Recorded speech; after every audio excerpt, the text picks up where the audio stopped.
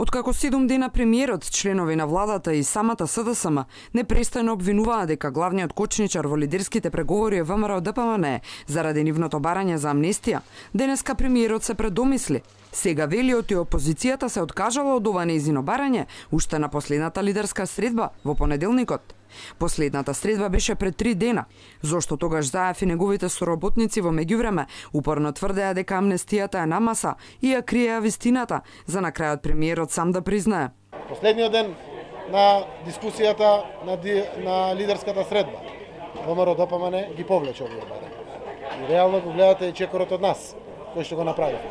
Но вредно е да се договориме за референдум. Мораме конечно да продолжиме со сите останати реформи кои што од процедурални причини, но со позадина на партиски интереси, по позадина за барање за амнестија, се кочат во собранието на Република Македонија. Упорно ВМРО-ДПМН го негира тоа дека воопшто не е на маса амнестијата.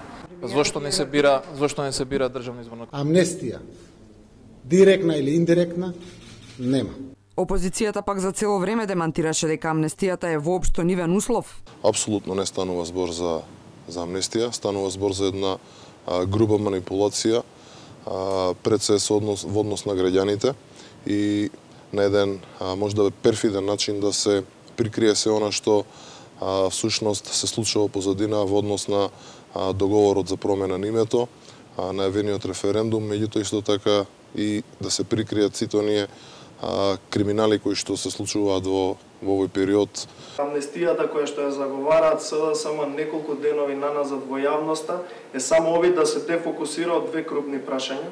Прво е сака да опротнат штетниот договор со Република Грција, а вториот е да дефокусираат од оној криминал кој што се фатени изминативе денови.